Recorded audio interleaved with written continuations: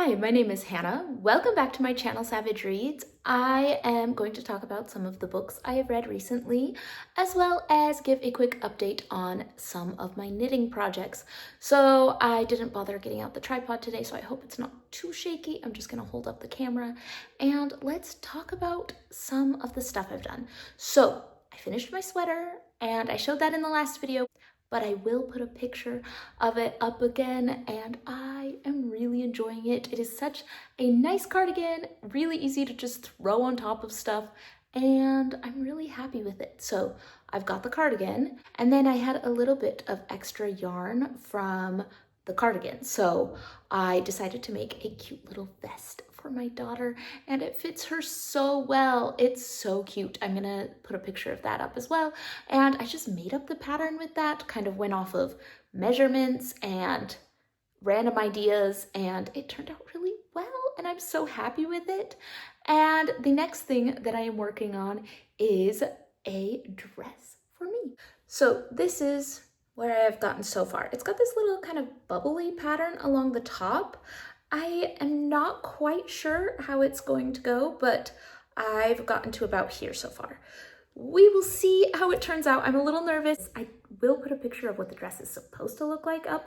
It is a drops pattern, and I bought the exact yarn and color that it recommended in the pattern. I'm trying to replicate this dress. We will see how it turns out. But I'm excited about that. That's kind of where my knitting has ended up the past little while. And let's jump into some of the books that I have read recently. So this first book that I want to talk about was a recommendation from Kat over at the channel A Cat Bite. I will make sure to link her channel down below, and I'm so glad that I picked this up. I read Katabasis by R.F. Kuang, and I really enjoyed Babel by the same author. I don't know why it took me so long to read this one, because I loved this book. There is something about Kuang's fantasy and the in-depth research of literary sources that just speaks to me. And I'm a little bit picky when it comes to fantasy, and I just find that this book checked all the boxes. We have a young, talented magician who is going into hell to recover her professor so that she can get her letter of recommendation and get a job being a magician. And who should come with her but another friend slash rival graduate student. And it is so interesting.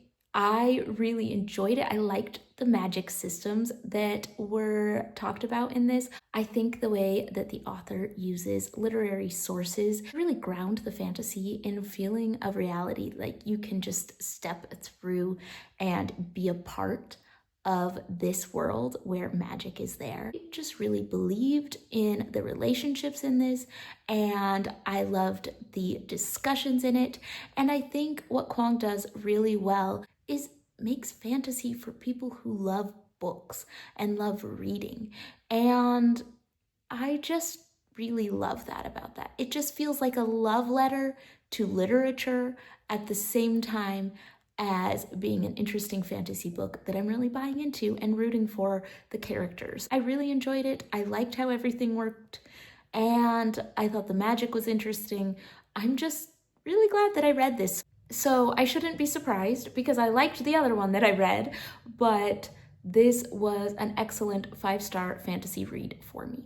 So I heard about this next book from Sue Jackson, and I will make sure to link her channel down below. And this is Tell the Wolves I'm Home by Carol Rifka Brunt. This is set in the late 1980s, in the middle of the AIDS crisis. We have our 14-year-old protagonist, June, who loves her uncle, maybe too much, but she just adores him, and he has always been there for her, and he is dying of AIDS.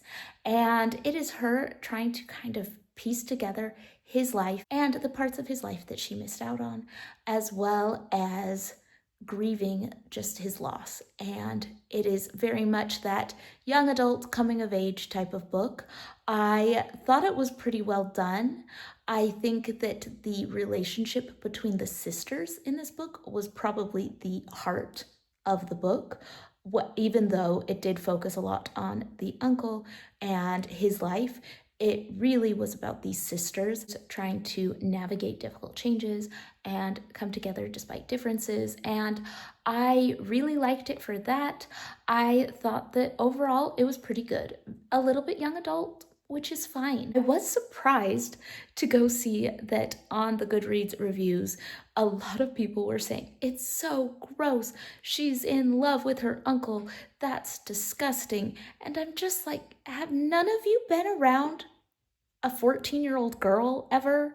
It's not necessarily that she's in love with her uncle. It's just she's infatuated with him because, of course, some nice man who is spending a lot of time and attention and cares about her and loves her, of course she's going to be infatuated, because 14-year-old girls can get obsessive and weird about anything. And I was kind of surprised that people took issue with that. And so maybe I'm looking at it wrong, because yeah, of course, an uncle and his niece should not be in love, but they're not. I thought that honestly, the depiction of a 14-year-old girl was pretty normal. So overall, I really enjoyed this. I thought it was good. Now, Kat also recommended the book Sorcery and Small Magics by Maiga Ducey, and I was excited to read this. It was fun. It is also set with a magic school. We had magic school in Katabasis, and now we have another magic school, but we have this interesting magic system where somebody has to write the spells and the other person has to read it, and these two people who don't really get along are forced to work together in their schoolwork, and something goes wrong with the spell, and they have to find out how to reverse it. And it was fun. This was light, this was fluffy, I had a good time. It has this sweet little romance thing going on, very, very slow burn. I thought it really set up something interesting. And then I got really mad at it because I thought, okay, well, this was fun. This was light, fluffy, but I want to see what happens next. And there doesn't seem to be another book. And I don't know when the next book is coming out. This last one came out 2 years ago. So when is the next one coming out? So honestly, it just made me enjoy it less, because I liked it as a light, fluffy, whatever, but it set up an interesting magic system, set up some interesting things, had a bunch of questions, and then didn't resolve enough for it to be okay as a standalone. And so I found myself to be a little frustrated. So when the next one comes out, if I remember, maybe I'll go back and read it. But right now, I don't know if I can quite recommend it, because I just felt like it was just not super satisfying unless you could read the next one. And if there's no next one, that's depressing.